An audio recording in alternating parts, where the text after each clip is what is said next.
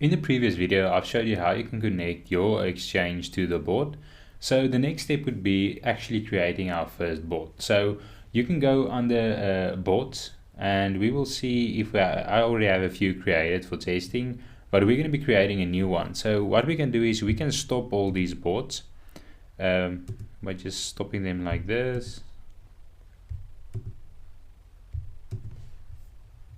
And you'll see them under your stop bots, and then if you want to delete them permanently, you can do so. I'm just going to ignore it for now, and we're going to go to create a new bot. Now on the bot name, you can call this anything. So I'm just going to call this YouTube, and then we're going to select the exchange.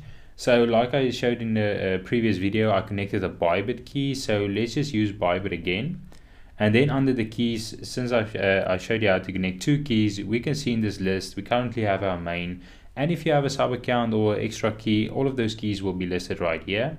So we can use our main key, and then under trading type, you'll see spot and futures. Now this is important because if you select futures, you'll see another option, which is the type of trading that you're going to do, if it's hedge or one-way mode. Now this has to match what you set on the exchange. Each exchange would have a different place on where you set it. But for example, if we go to derivatives and USDT perpetuals and we select BTC, for example, on the top right, there's this settings icon. Now, the position mode is currently set on hedge. So if I want to change this to one-way mode, I can change it right here. I like to use it on hedge, and you can either apply to all your USDT pairs or just for the symbol that you've selected. So if this is on hedge, you can match your port up with hedge as well. So we're just going to go to select futures and hedge mode, and the symbol we're trading is BTC USDT. Now it's important that you type the symbol in capital and also like this.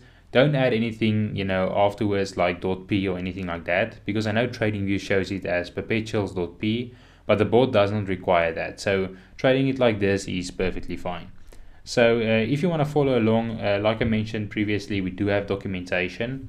I will leave a link to everything in the description of this video, but you can just go under the creating a bot section, and it's going to show you step by step on how to follow along and how to set up your bot. So if I go back to the bot, we can just go and create it.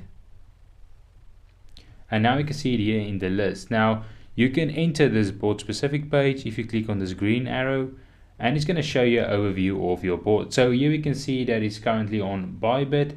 The name of the bot is YouTube, the ID, the security token, and when it was created. We can also see the type of bot that it is because we selected hedge. You can see it right there. Then we can see the mode is futures and it's not spot. So we can go ahead and create a trigger. Now the trigger is going to be for BTC USDT. And also if you're using this on TradingView, then this is going to be where you find your webhook URL. So if you copy that, then you can paste it under the notifications URL on TradingView. But for this example, I'm just going to show you on how we can create these triggers. So if we go to creating a trigger, we have two options. Now the first one would be to open up a position, and the second option would be to close a position. Now for spot, this works a bit differently, so I'll show that as well in separately, so not to confuse you. So let's start with opening up a position. Now we can choose a market or limit order. So this depends on your strategy and how you want to trade.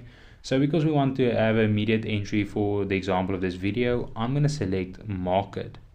We're going to start off by creating a buy trigger, and the leverage would be isolated, and we can use 10x leverage. For quantity, you can use percentage. Now that's going to be percentage of your available funds. So if I use 50% and I go to my BTC or my Bybit, sorry, you can see I have around $120. So if I open up 50%, it should be around $60. Keep in mind that exchanges work with tick sizes. So Bitcoin, for example, would be 0.001, then it would be 0.002. So it doesn't really work in dollar values, but choosing like 50% of your wallet would round it down to the closest tick size of what 50% would be. Now the next step is opposite side close.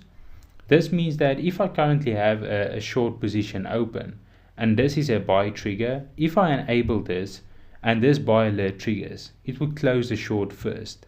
So this is basically like flipping your position. So from going from long to short and short to long, by just using 2 triggers. So then you don't have to, configure like exits and all that.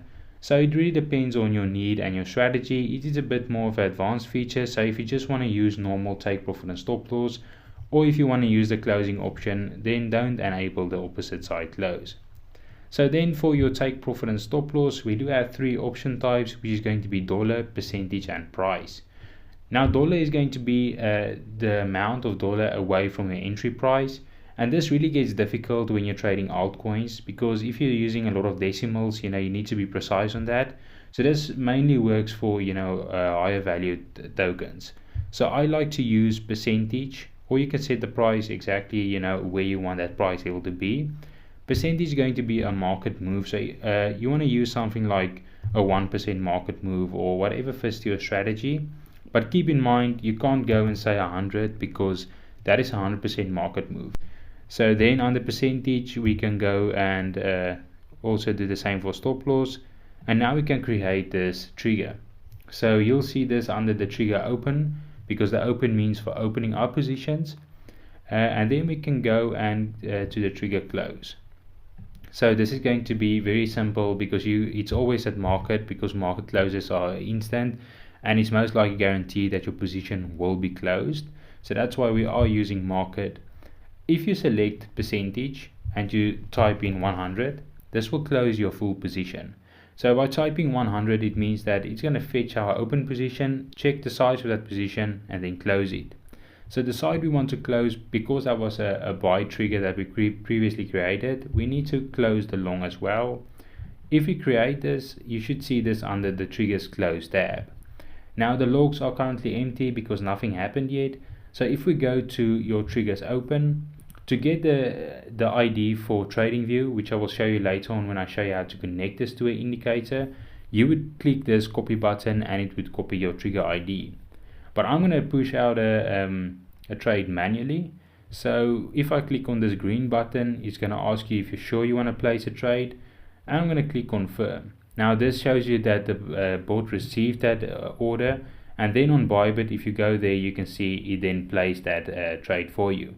Now this simulates exactly what an alert would do from TradingView. So if you have like an alert trigger on RSI cross or your own custom buy sell indicator, then it will do the same thing. This is just manually and is good for testing.